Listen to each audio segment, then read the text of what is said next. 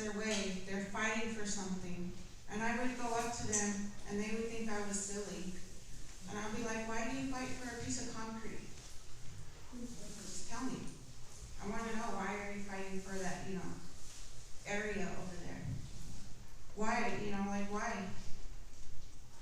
Why are you guys killing each other? Why do you guys sell drugs? So, oh, she's a narc, guys. No, I'm just curious. And I would tell them, well, in my perspective, you guys are warriors that lost their way, and in your DNA, in your blood, you are still acting as a warrior, but in the wrong way. Again, that's just my perspective. Ever since I was little, I had a staring problem. I stare at people. My mom told me a story. I grew up with a single mom. I had a hard life, but it was beautiful. I didn't let that bring me down. My mom had to catch the buses, and I guess it was cold, and I was like 2 years old. And we were waiting for the bus, and she said she was holding me, and I guess I had my thumb out there, asking for a ride. And somebody stopped and asked my mom if she needed a ride, and said, your daughter had her thumb out. Yeah, that was me.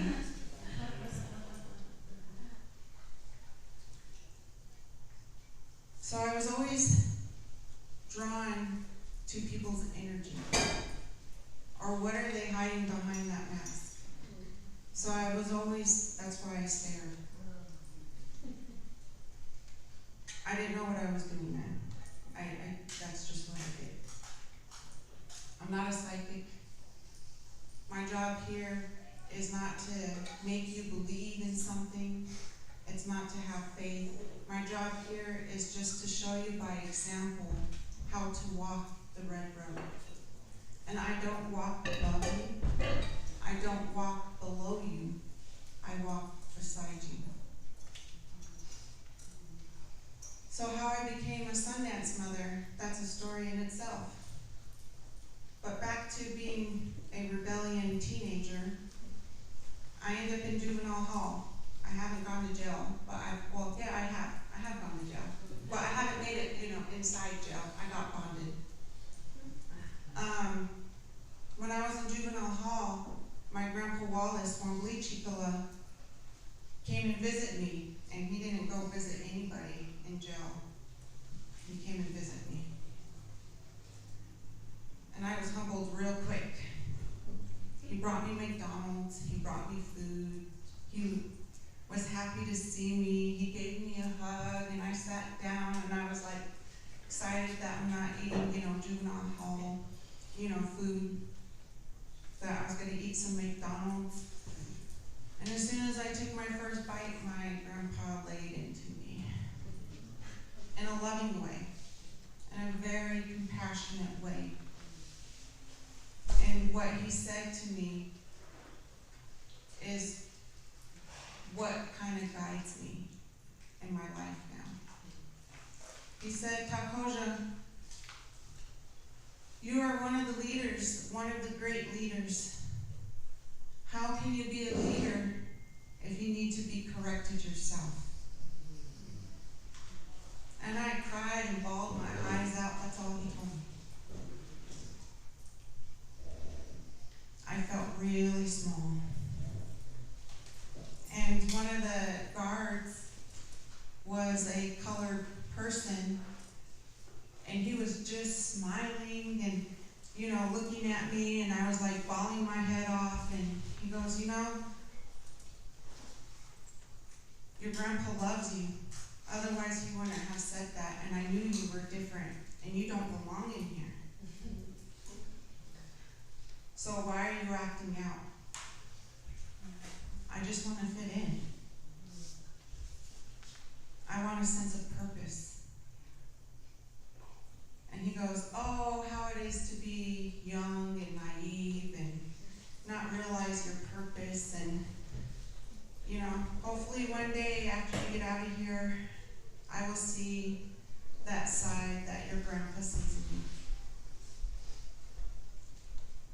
So I went to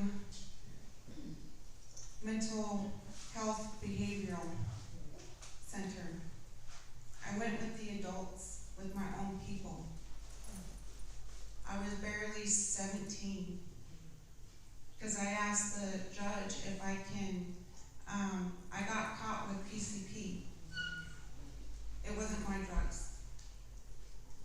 I had somebody else's jacket on me, and I had their IDs. I had multiple IDs, so they were trying to get me for identity theft. Having PCP.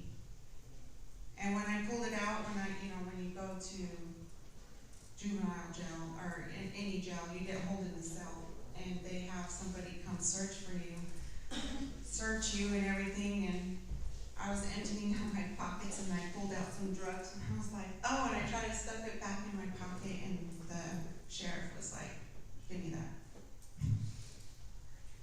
When I called my mother, she said, that's what they all say. So what are you doing out there? Well, it really is not mine, but I took the fall, I went to drug court, and I did everything. But it was a learning lesson for me. If I didn't have that learning lesson, I wouldn't be here. If I didn't walk through that, I wouldn't understand how to work with gang members or drug addicts. I wouldn't know how to work with them. Because in order to work with people, you have to have experience in things to help people, or you have to have gone through it to help them. And those are the people that need help too.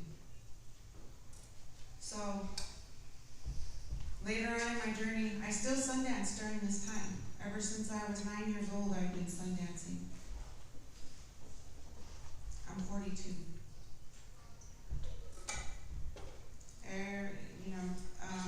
So I did my 4 years, and I was supposed to do a giveaway, but I grew up with a single mom.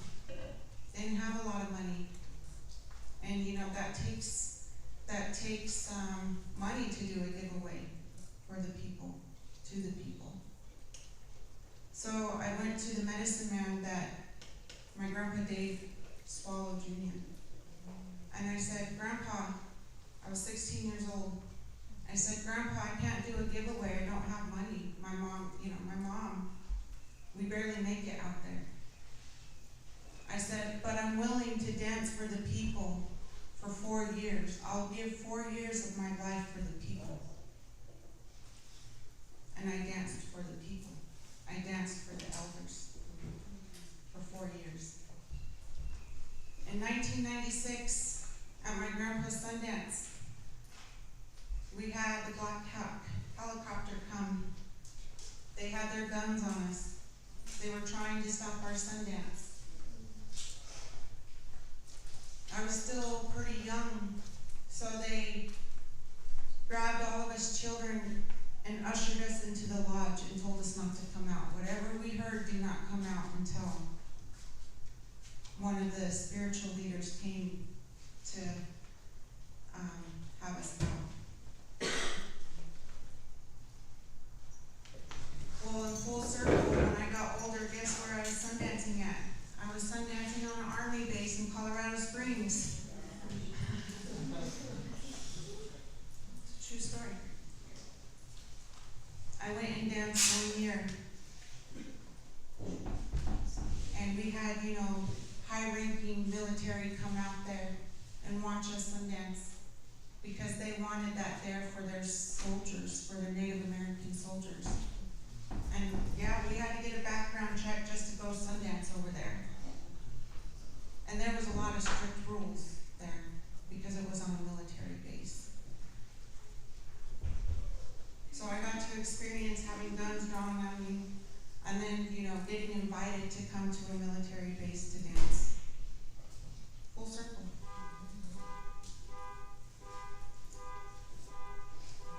Then I was having dreams, and I had a dream of these two grandmas. And I went to a medicine man and I said, I saw these grandmas. They were hiding, but they told me some things, and they said, Tapoja, it's time for you to show the people. And I said, show the people what when I woke up? What am I to show them? And in my dream, I saw tornadoes. I was in a sweat lodge. And when I came out of the sweat lodge, was safe, but the blankets were, shaking on top. But it didn't fall apart. And when I came out, I saw everything destroyed. But what I did see as well was the people coming together. After crisis, that's when we tend to come together. So why does it take us to be in crisis to come and help one another? How come we can't do that before? So I took it to ceremony, and they said, well, get ready. And I said, what am I getting ready for? I want to know what I'm getting ready for. What do I need to do to prepare? Well, you don't know. You just get ready. Okay, I'm getting ready. Just kept going to ceremonies, kept going to sweat lodges, kept going to summit. I'm a different breed, okay? I'm a different person. I grew up in many altars, and they always say, don't be altar jumping, don't be going, and you've got to complete your commitment. That's not my path. That's not my path. My path is to go around and learn from people, or see people for who they are. I'm an investigator, a spiritual investigator.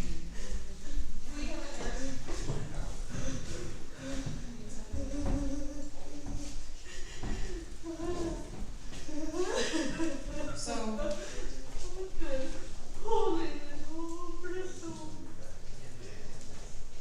she's healing, she's crying. We're going to let them deal with her. I'm going to bring you guys back to me because we don't need to watch her healing. So, as I'm on my journey, I go into a ceremony. Or no, I didn't go into a ceremony.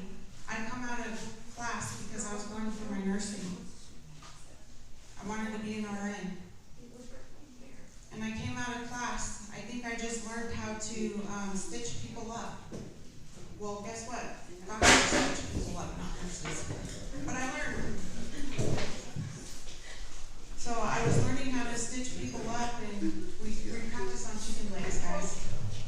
That was fun. It's the closest thing to skin, I guess. So I came out of class, and there was this goose. He liked to chase us and bother us all the time. He didn't fly, he just waddled. And he was really still. And it was nighttime, and he was really still. And for some reason, I decided to look up. And when I looked up, a barn owl came, and he flew down. You can't hear owls when they fly. They're silent. Very silent. This owl flew down. He turned his body sideways, and we had eye contact. And I was staring at him. He was staring at me. It was a smaller owl, so I knew it was a male. And I watched him, and I watched him fly up, still with eye contact, till he disappeared. I got scared. Holy moly, why did an owl come? Because I always associated owls as bad medicine. I always associated the owl that death was coming. And then, of course, I called medicine man.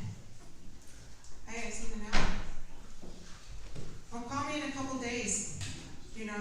Just put some tobacco out and call me in a couple days. Okay, I'll have an answer for you. Okay. So I take my daughter, she was in volleyball and she had to go practice for, she had to go to bingo to, raise money for, her group, her volleyball group. And we came back, well, there was some chocolate there, some really nice dark chocolate. It was really good. I think that was the only thing my daughter and I ate, and we were driving back. And this is still in that time that I'm waiting for an answer from the medicine man. I seen an owl fly down and attack a person. It was attacking a person. And then it flew up and it disappeared again, and my daughter and I both looked at each other and was like, what was in that chocolate?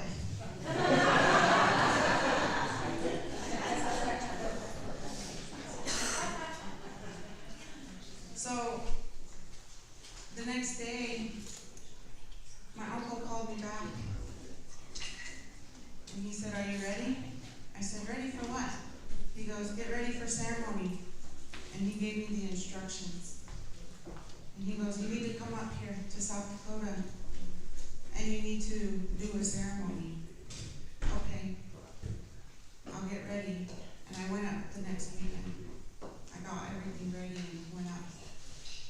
And we went into ceremony, and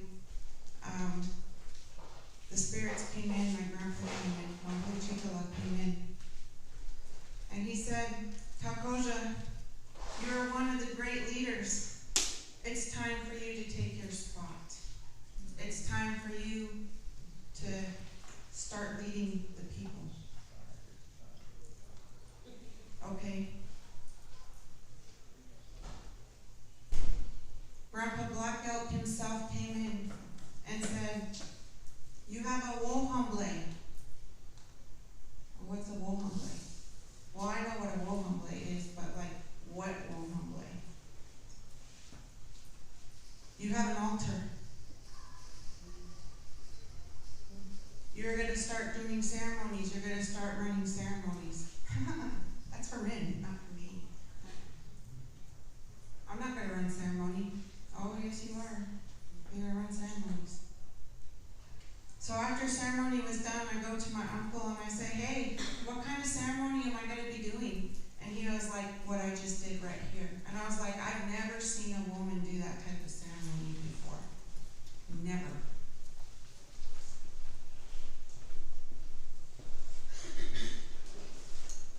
I don't like talking about it, but, I do them. So then, during my I was supposed to do 4 ceremonies, and I did do my 4 ceremonies. And on my my second ceremony, we went into lodge, to sweat lodge. We went to the Uipi, not Uipi, Inipi.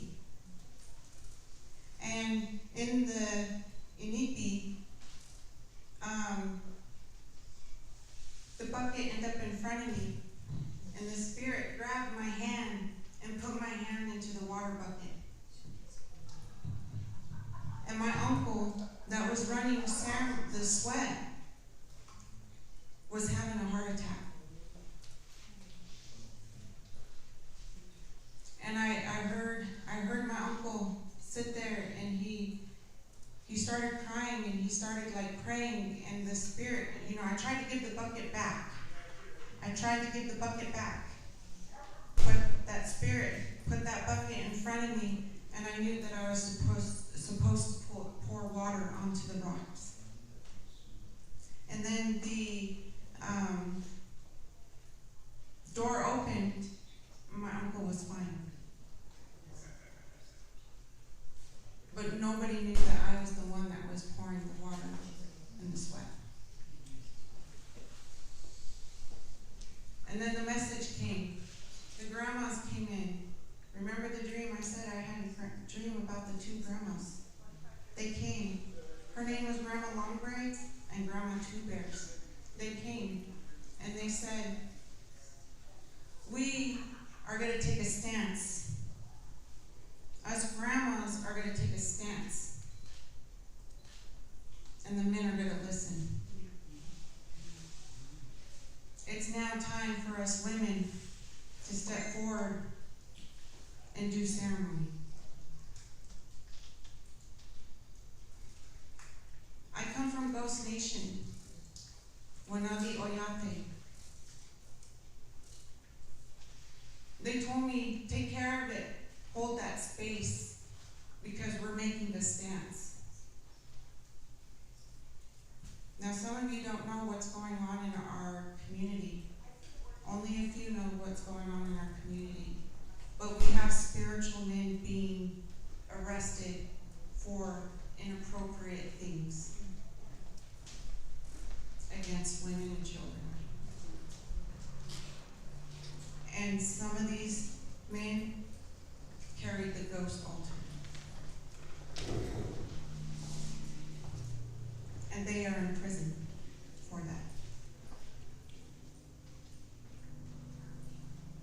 And one of them is a really big name. A big name.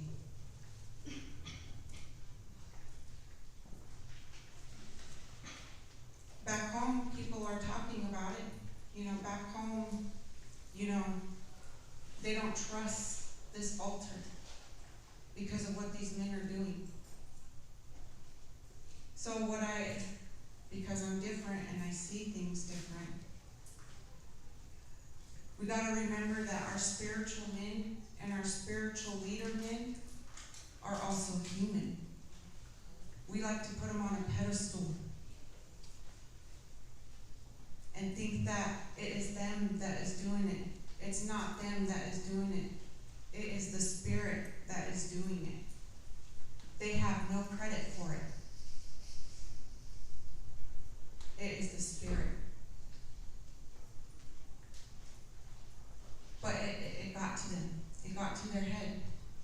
Because there is blessings in it. It's a hard life. There is blessings in it.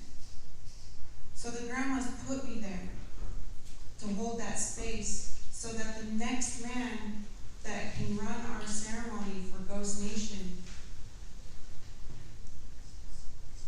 will be okay. And he is, and he's doing a great job. I carry his bonnet feather when I speak.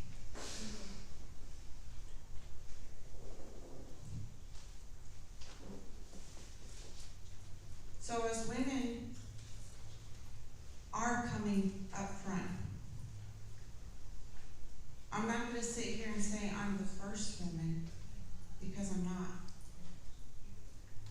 But I'm leading it. I'm leading it for at least the people on my reservation. And I'm meeting other women leaders. And we're going to show how to unite these men. We're going to show how to come together as people. And we have to start with ourselves as women, to start having that sisterhood with one another, to take care of one another, to have respect for one another. Because as women, we're not angels either. We have issues too. We have envy, we have jealousy, we have all that as men have.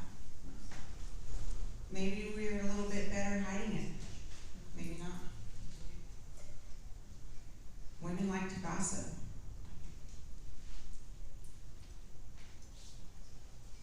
It's true. If we see a woman doing good, how many of us actually uplift each other? Not many. Not many. So I also deal with that too. As I help run a Sundance, as I come out and talk, I'm getting talked about too. Remember I told you I was rebellious? I did things too. I hurt people. I did. But I've asked for forgiveness, and I changed my way.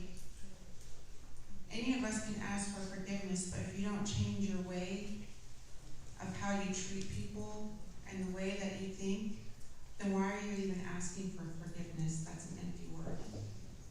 You have to do the work to change. And to understand forgiveness, when you're asking for forgiveness from somebody, they don't have to forgive you. They don't. And you gotta be okay with that. But what did you learn from that experience, and are you gonna do it again to somebody else? So that person is a reminder of what you don't want to be. We have people that come into our lives to teach us things, good or bad. So on my journey, okay, this is what the grandmas were saying to get ready for. As a woman leader, one that is going to start running ceremonies that we only see men do. I do it. And it's a very humbling experience. A very humbling experience. Because even my own family will look down on me. So I've had to learn what self-love was. I gotta learn things the hard way, obviously. How to be in my own power. How to respect myself. If I didn't respect myself, do you think my people would dress me like this? This is how my people dress me. And my people are not just my tribe. They're people. Human beings. Two-legged. Spiritual beings. I wear this necklace. I have no meaning or idea what it really is or what it means. I just know that a woman from the Hope tribe gave me her bone necklace. This was her personal bone necklace.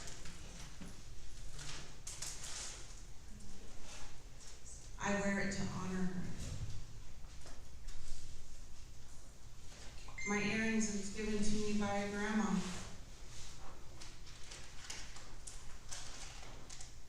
My feathers, my white feathers that I wear, this is how I was told to wear them.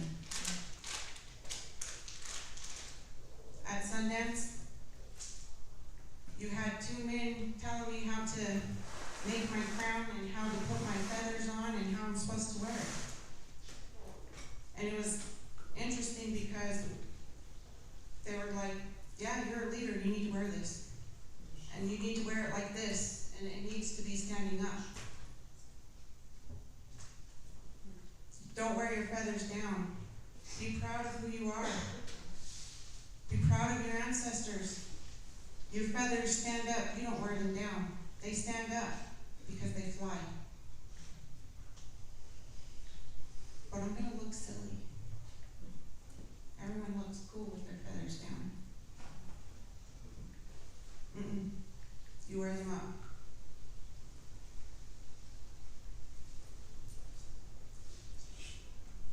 And coming here, I hear the men when they were talking, we need to embrace the women.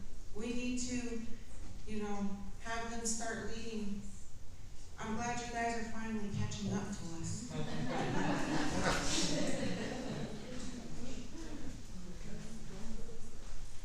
In all respects, the Spirit already started that. And I'm the living example. Now it's hard. It's hard. Because this is my spiritual walk in life. I don't know what I'm doing half the time. I just show up. Do I know what I'm speaking about? Not half the time. I'm showing up. I show up. I get dressed. And I let Spirit lead me. Even today, I was over there getting ready and I was trying to make it down. minister speaking. And I kept getting pulled up. And I was just like, well, I guess I better get ready, because by the time I get down there, I'm going to have to ask for a ride back up to get ready to come back down. And then I was like, should I wear my feathers? I don't know. Should I put my feathers in? I don't know. Well, let's just get ready. So I put my feathers in, and as soon as I walked in, do you have an eagle feather? That was spirit. That was the spirit that was walking and talking. I'm just a vessel. I just show up. And the spirit does the rest. After I take all this off and go into my regular clothes, I'm a goofy person. I am.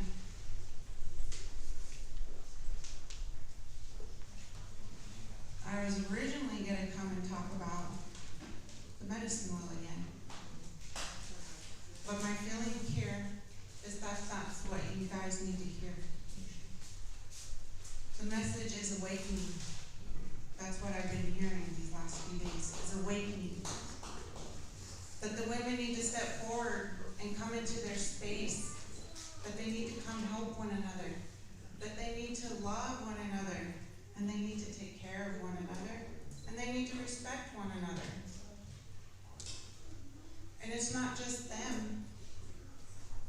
But we have to show our men how to love themselves. We have to show the men how to take care of themselves. We have to show the men how to respect themselves.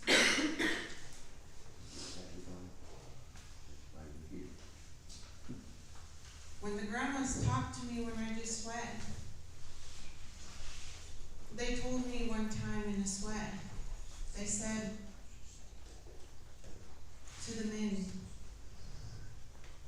let the woman show you how to love her. Let the women show you how to respect them. Let the women show you how to take care of them. And then learn how to take care of yourself and love yourself and respect yourself.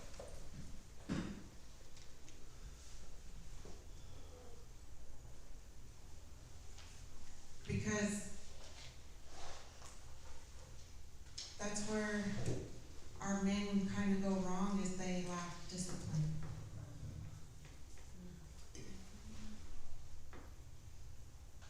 And not just men, women. I don't want to pick on the men, us women too. We lack discipline.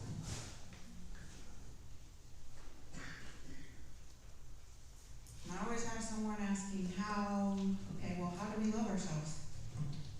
I don't know. Only you would know how to love yourself. Only you can dig inside and figure out what it is that you need, what you need to take care of. And you know what? I'm going to tell you right now, that process is not pretty.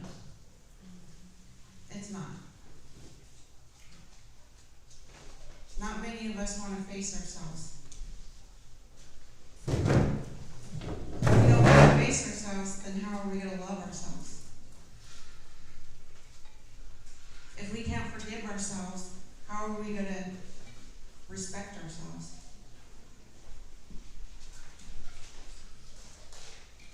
And that's the beauty of it. Because what works for me is not going to work for you.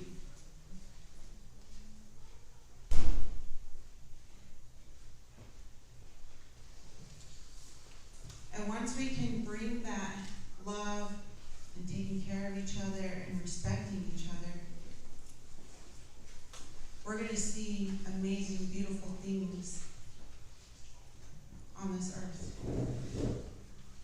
We're going to see unity for one another. And I'm not talking about, just our own people. I'm talking about all people.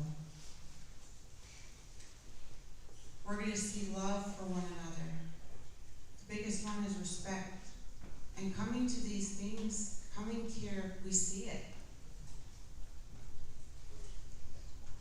You know, after I talked the first day and Bubba and his people came and did the drumming, all of us were different.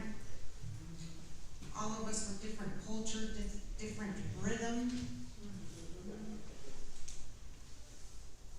I was elevated, mind blown. I felt that in soul. I felt it. Young, old, all of it. And we synchronized, and we were one beat. Regardless what instrument we were playing, we were one beat. And that's how it's supposed to be. We are one frequency. We are one vibration. As we Sundance, we say one heart, one mind, one chanupa. One prayer. And that was the example of one heart, one mind, one chanupa. Sacred pipe, if you don't know what chanupa is.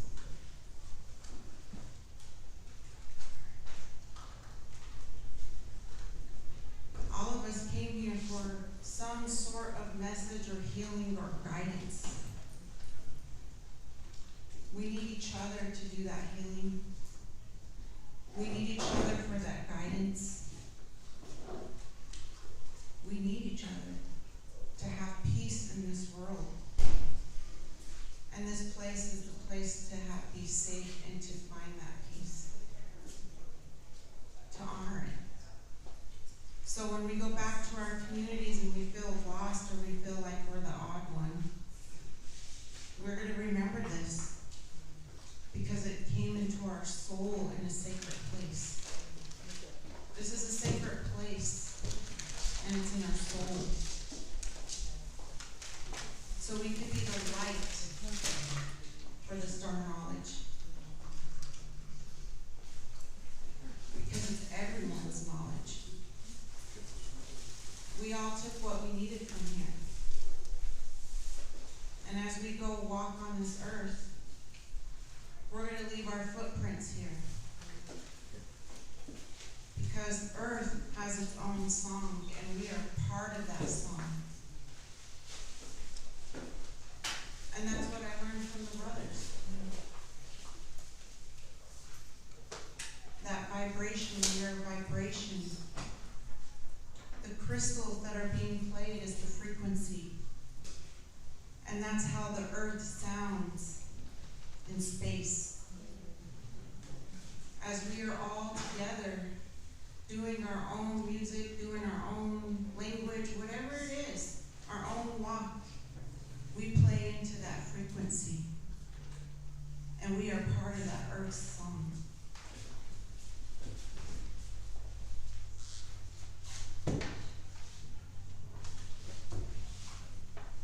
People think it's easy to come from a well-known bloodline.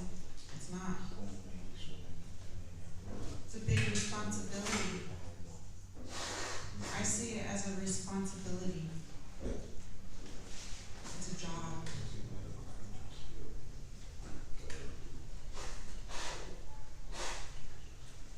And the words that come from me, they're from the people. They're from the spirits. They're from the ancestors. I'm just a vessel. I can't take credit for it. But if you need someone physically to take credit for it, then that's why I'm here. So you can relate to it as a human being. And the beautiful thing about it is that I walk beside you, not above you, not below you. I walk beside you, learning just as you are.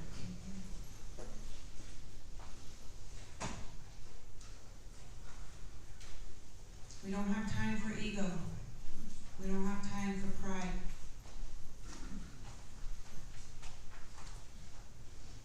Because when Tonkashla comes back, when he comes here, our Are any of us ready for that fourth whistle?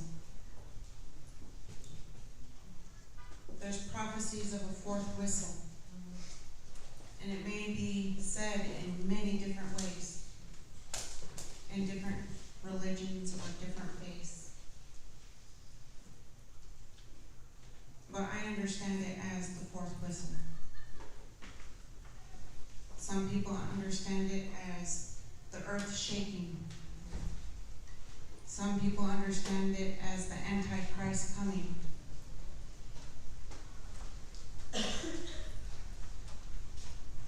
Some people think it's these wars that are going on.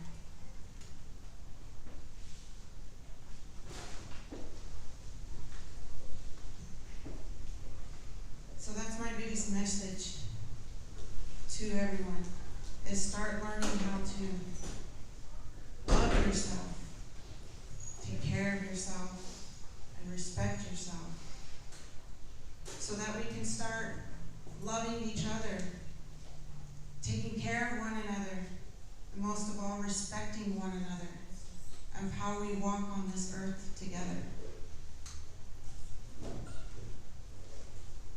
That's important. It's important.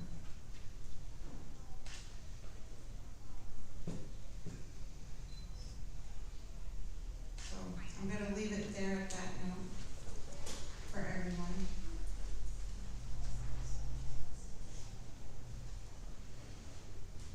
And look at your own power, because we're all special. We all have a special dignity, identity. We all carry ancestors. We all carry a bloodline. We're all human beings that has to survive on this earth together.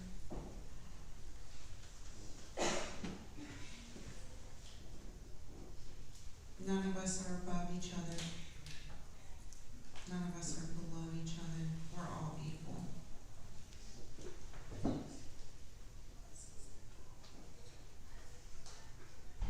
Okay, I'm done.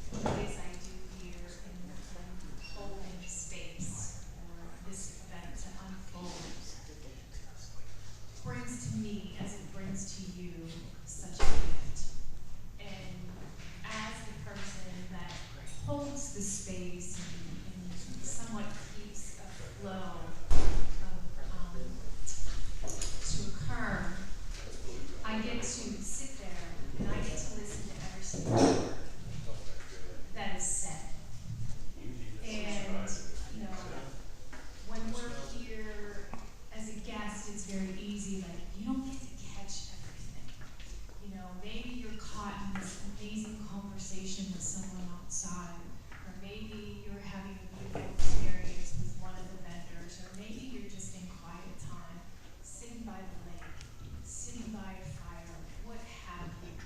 It's all your experience, and you're getting everything that you actually need to experience. You get to take that home. My gift is I get to sit here and listen to everything. And as I'm listening, there's always 1, 2, possibly 3 phrases that stand out for me with each and every talk. And I get this giddiness because after Friday night, I get to go back, rest my head, and I open up my notes, and I'm laughing to myself because I'm like, oh my gosh, they said this, and that flows right into this, and then that flows into that, and that flows into this. So it's all connected, and how each presenter is coming from a different perspective, but yet it's all one. It's just a different perspective of one. And it's just absolutely incredible how one presenter will speak about connection, and then the other presenter will say something about connection, bridging it even further. So I take those phrases and I put them all together so that you can have a summary of what took place. And ultimately, it is a message for you to take home, because maybe you didn't hear something, or maybe you heard it a certain way, but maybe you didn't hear it in this context. I feel as if, even prior to coming here, that this whole gathering was about, as always, peace. But it's also about resurrection and rebirth. Yes, it is Easter time if you're a Christian, yes. But it's amazing how much it has been coming through. And when I think of death, I think of resurrection because I think of it differently. I grew up around death all my life. My cousin, who was much older than me, was a funeral director for many years. So it was nothing for my brother and I to hang out at Carl's and play hide and go seek and go, woohoo, you know? They were there, it was a great spot. You know, so we literally grew up with it, so we had a different attitude towards death. Now here I am in my adulthood and had the honor of sitting with my brother, who passed away at the young age of 39. My father, which was a very long and grueling, suffering death. But he had the support, Terry, of all the people here that did ceremony for him that fall, right before he finally passed. He had a family, he was surrounded by love. And not long after my father passed, my aunt passed, I was able to sit with each and every one of them and have the most profound experiences ever. And now here we are through such experience of death. My daughter is now stepping on, and my daughter is now a funeral director herself, working with people in death, after death, and saying, okay, here's where we are, how can I comfort you? She deals with unbelievable situations, things get tied up in courts, what have you. It's amazing what she does, and I believe it was Leza Vivio that stated that the most important times in our lives is birth and death.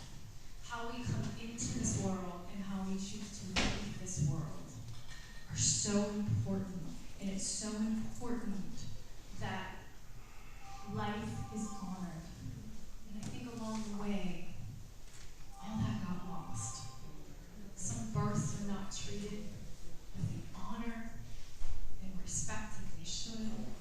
death is avoided until it's inevitable.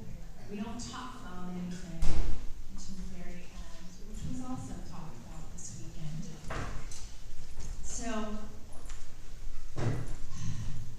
I like to do things in pop culture. I love a good pop culture reference. So I believe the best way to start this circle is this. Wise words from a very wise man who is no longer with us on this earth. Dearly beloved, we are gathered here today to get through this thing called life. The electric word life, it means forever, and that's a mighty long time. And I'm here to tell you there's something else. Yeah. A world of never-ending happiness. You can always see the sun, day or night. So when you call up that shrink in Beverly Hills, you know the one, Dr. Everything Will Be All Right, instead of asking how much of your time is left, ask him how much of your mind, baby. Because in this life, things are much harder than in the afterworld. In this life, you're on your own.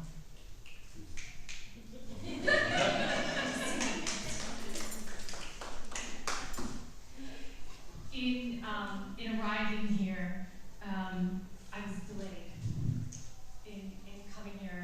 My original plan was to, hurry up, get moving, pack the car the night before, head over to Leza's, travel to here so we could get here early. That did not happen because a beautiful client of mine, friend, I call them family, passed away. And she was my oldest client. Frances was 104 years old. Wow. The cutest little thing that you'd ever want to see. She first came into my studio at the age of 102. With her little walker, decked out in the finest pants she owned, the cutest frilly little shoes, perfect buttoned up blouse, matching cardigan sweater, pearls, hair, and bow. Frances loved life. She loved everything about life. And it was her entire family that brought her in. Her whole family comes to my studio. So she was actually brought to my studio by her daughter, her son, and her grandmother. And I felt so strongly that I had to attend this service for Frances because what a matriarch of the family. And to the family, oh my God, kudos to you. You celebrated your mom until that very end. Made sure that she got up every day, she had her pearls on because she loved those pearls. Every day they fixed her hair. Normally in a situation as such, we tend to make things a little bit easier. We tend to put people in sweatpants and just kind of lay around and let them in their jammies. Not Frances. She would have never had that. Not in a million years. So she was dressed to a T until the very, very end. In her death, the entire family was surrounding her. So I go to this Mass. Mind you, I'm not a religious person. I was brought up very Catholic in the Catholic Church. And here I find myself in a Mennonite Christian Catholic Church, which completely stunned me. Like, I thought Catholics did that. Like, oh my goodness. The Mennonite Catholics, it was, they do. It was almost 2 hours long, and it was up, down, kneel, up, down, kneel. It was, but it was absolutely the most beautiful experience that I ever had with this Mass. Frances's daughter is a beautiful singer from New York City, and she's been living here in Pittsburgh, and she sang for her Mass, and there's nothing more, I don't know, it just hits me every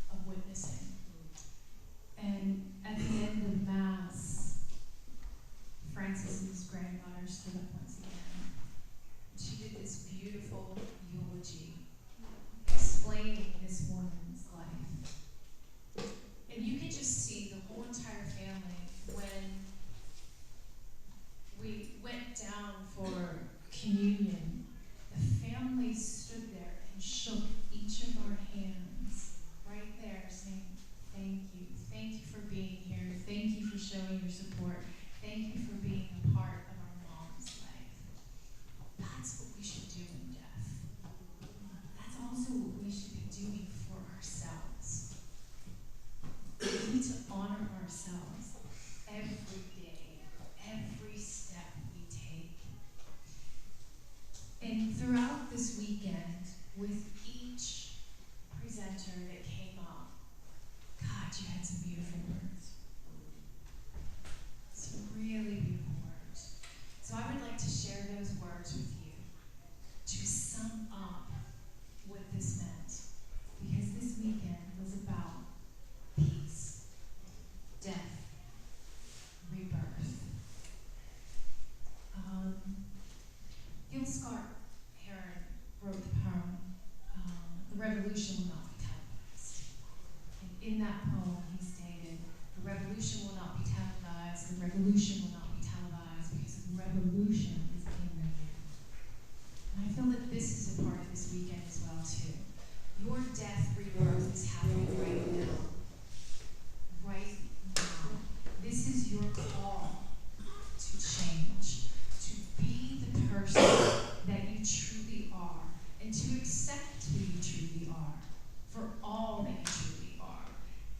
Leslie Blackout just told you just a few moments ago, like, she is a good person, but she is holy.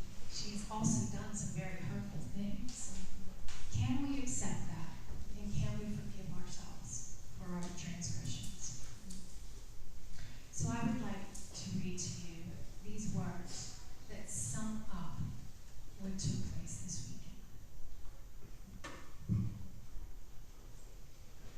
These words were from every person that stood here from Friday night, and we ended with Terry on Saturday night.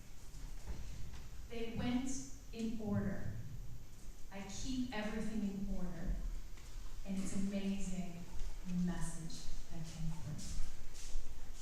It goes like this. Every day, every step is ceremony. Share with the 7 generations so the children can carry on these ways after we are gone. Ask yourself, where is my center? Where inside you is your sacred center? Know that life is God unfolding. Share your stories so that they are not lost in time. Believe in dreams and visions as they have the power to fuel change and shifts in consciousness. Never be afraid to turn something loose, to let something new arrive. The peace you are looking for is in the earth, in the fire, in the water, and in the air. You have a purpose. Remember the gifts of Mother Earth. Prepare yourself for the cosmic understanding, which is for you to come into relationship with life everywhere. No matter where you are in the journey, the beginning, the middle, or the end, remember where you come from and where you have been embracing the journey every step of the way. You humans are afraid to face death because you want immortality here and now. There are ways to leave a footprint here on earth. Death is a beginning. It's the circle of life. Allow death to be your companion. Ask death, if you come for me today, am I okay? Am I in right relationship? Are my things in order? Allow yourself to flow with the rhythms in your life and in the time when you prepare for death and while in the dying process. Love yourself. The I within I will never die. Truth alters everything you claim to know. Omitting truth is a lie to distract you from the power of who you are. You are the ones who hold the light. Shift your attention from the mind to your heart. See beyond what you see and find peace. Connection is your bridge to all things. because all things relate to one. Pray through the Great Spirit to connect to anything, anyone, anywhere, time or place, past, present, future. Consider it the great Wi-Fi. When connecting to Spirit, you are to ask yourself, am I happy? Trust you are loved by the Spirit of peace. Continue your flight. Ride on the love of my bones. Dare to be raw, to be vulnerable, to be authentic. For your truth to shine. It's who you are. It's what you want. That really sums up this weekend. This is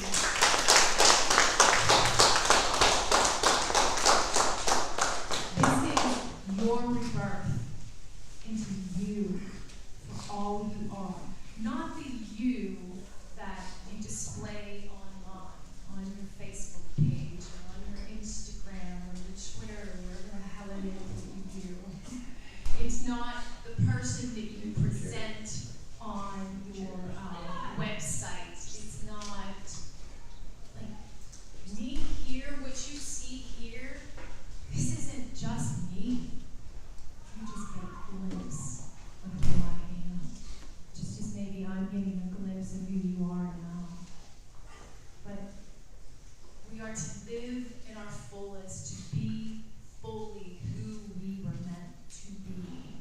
And that means stripping everything raw, being vulnerable, like we saw last night in so many moments. That rawness, that vulnerability, that's honesty, that's truth, that's who you are. So there is nothing more than I wish for each and every one of us is to be able to strip ourselves raw, to not worry about the things that people may think we are, or what we think we are, because we're so much more than that. So I'd like to, I love doing things with Leza. Her bowls really do take you on a cosmic journey. And I don't want to trigger you. Because we're going to let this flow.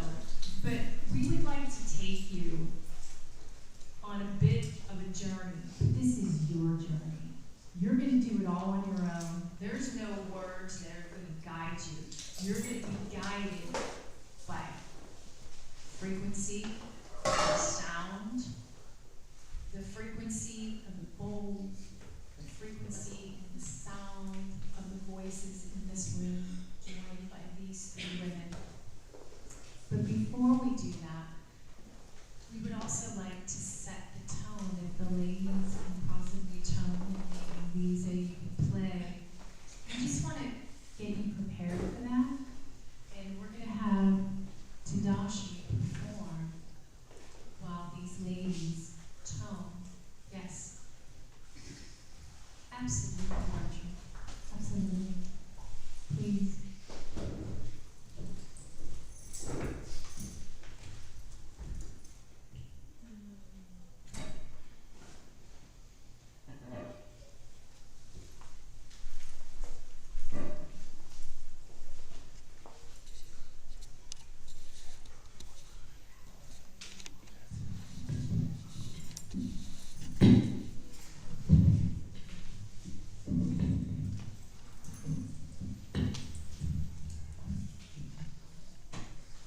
I hear singing like a bird, voices bursting into bloom, heart responding to the sound.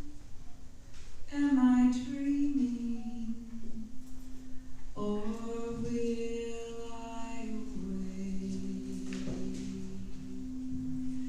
My lady sings, Guisha Marigan, Niganimo Nimo Nasin,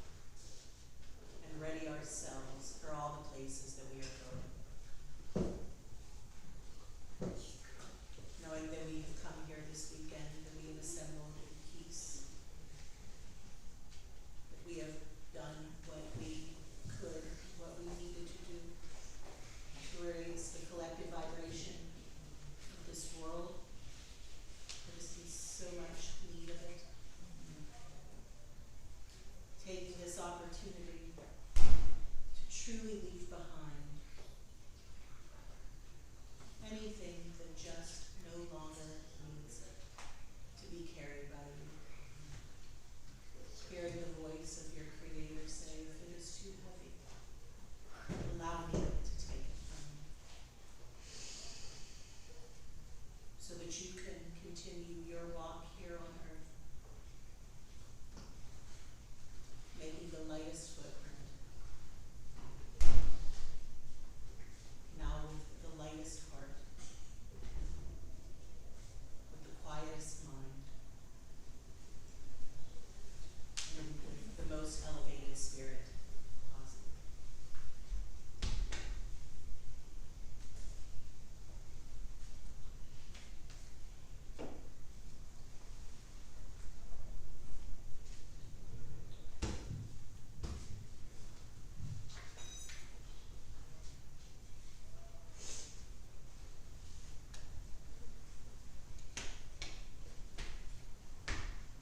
Whenever you feel that it's right for you, back into the space and time. Looking through the eyes, that feels right.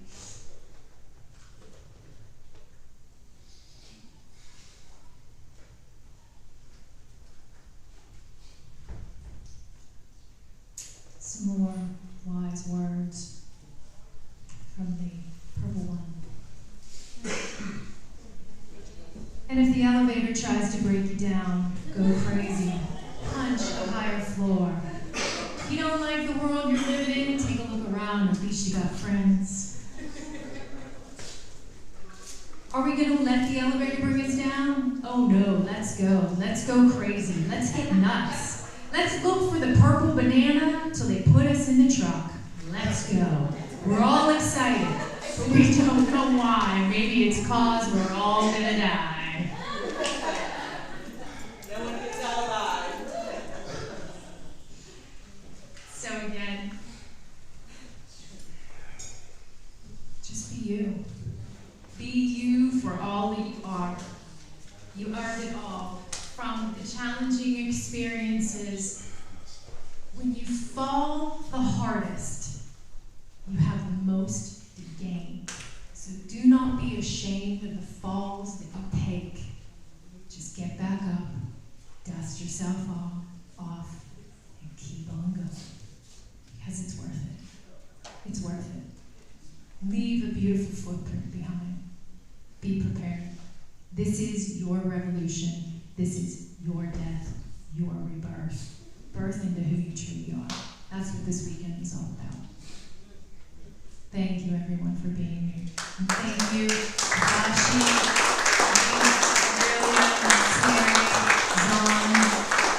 Jen. Thank you all for being a part of this.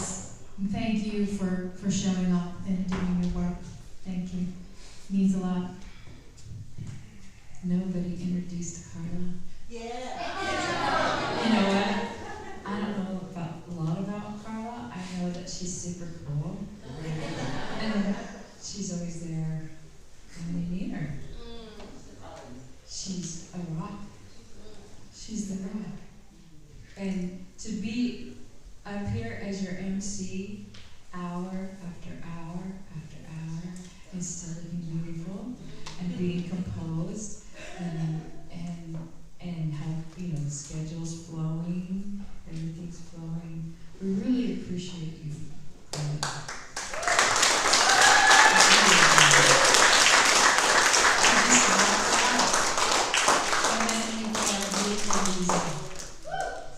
Leza does stuff.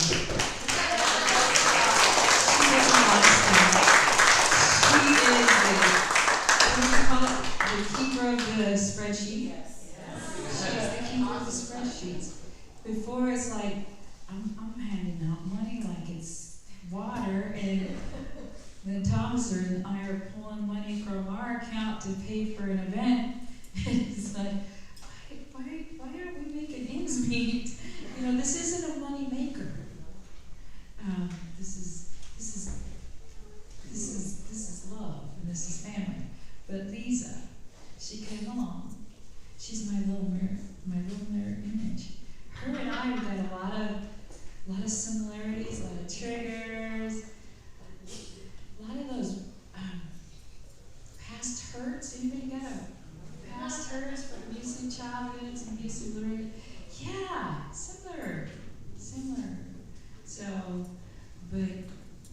interesting for us to come together and mirror each other, because there's some really cool times. So Leza, I really want to thank you. She's also the one who buys the plane tickets, and because I'm like, what do I do? Do I push? Do I just say, hey, would you come pick up Bertram or something? There's more to it. So we really appreciate Leza and her singing goals. But Leza, I think you need to say a few words with this microphone. Why? Because I said so. Tell us what's in your heart. Yeah, tell us something. Everybody lean in.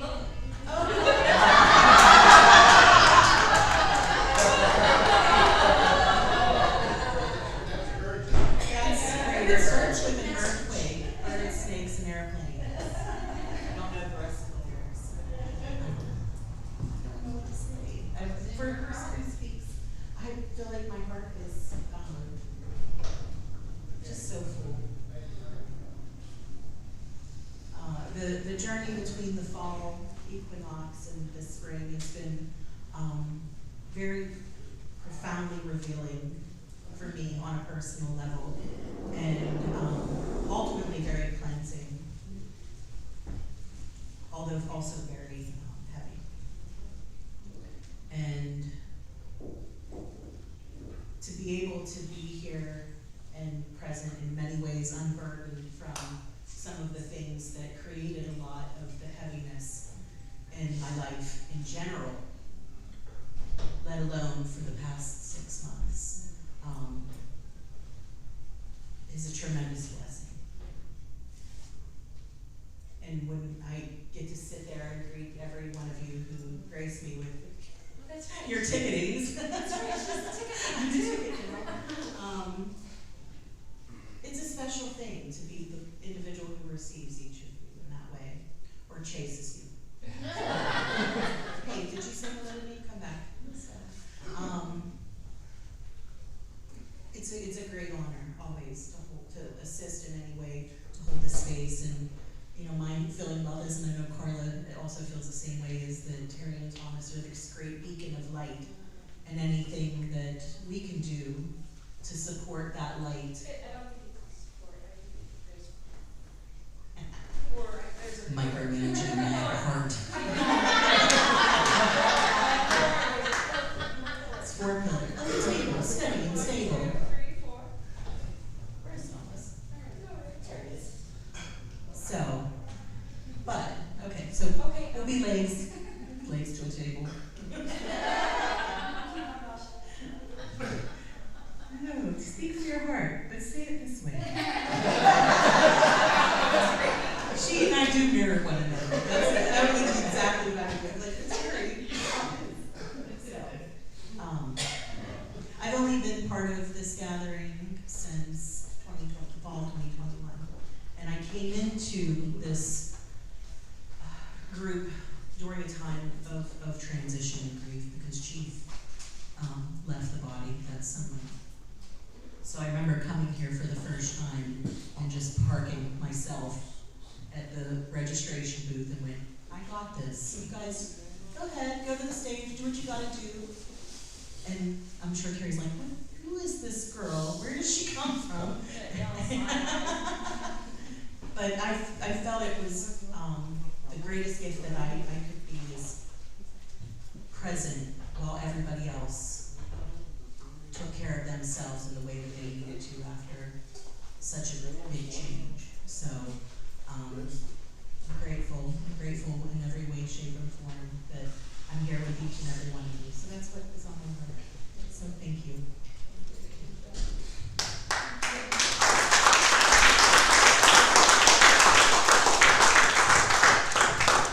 Again, thank you everyone for being a part of this.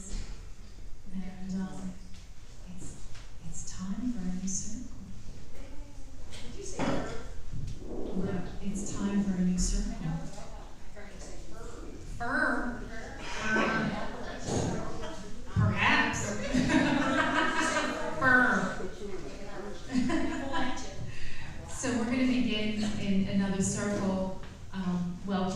bring the children into this circle. So just give me a few moments. We're going to take care of this. Only about 5 minutes to 7. And then we will introduce you to Amelia and Chastity.